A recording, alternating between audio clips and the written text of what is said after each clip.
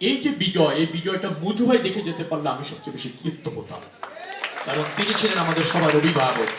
দুর্ভাগ্যজনক তিনি নেই, এবং আপনাদেরও শরীর ছিলেন, কাছের মানুষ ছিলেন, তিনি নেই। তার সুযোগ্য সন্তান আছেন। আমাদের এখানে আরো উপস্থিত আছেন এই ওয়ার্ডের সভাপতি আর্য, আরো আছেন সেক্রেটারি ফারুক। যদিও আমি তাদেরকে একটু চাপের মধ্যেই রেখেছি, সামনে বলতে অসুবিধা নেই, যে তারা আদৌ ভালো করা উচিত ছিল, কিন্তু তারা কেন করতে পারেনি সেটা রিয়েলাইজ করার সময় দিচ্ছি। ডেফিনেটলি তারা আরো ভালো করবে আগামীতে। হ্যাঁ, কিন্তু আপনাদের প্রতি একটা কৃতজ্ঞতা আমার হিন্দু ভাইদের প্রতি আছে, সেটা হচ্ছে আপনারা আমাদেরকে সত্যিকার অর্থে মন থেকে গ্রহণ করেছেন, এবং আপনাদের ভোট আমরা পেয়েছি। ভোট হচ্ছে ভিন্ন মাত্রার ভালোবাসা, স্বাভাবিক মাত্রার ভালোবাসা না, অন্তরের অন্তরস্থল থেকে ভালোবাসার বহিঃপ্রকাশ হচ্ছে ভোট।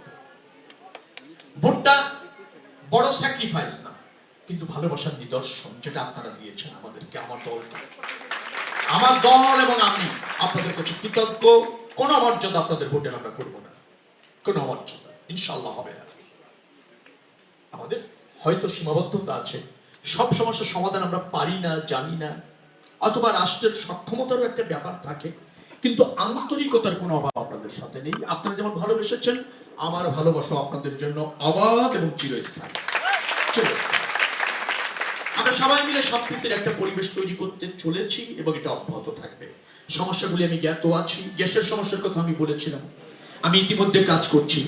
এখন আগের চেয়ে মনে হয় একটু ভালো, সামান্য, আবার আগে আরো ভালো হবে, আর আগামী শীতের আগে নিশ্চয়ই আপনার পর্যাপ্ত গ্যাস পাবেন।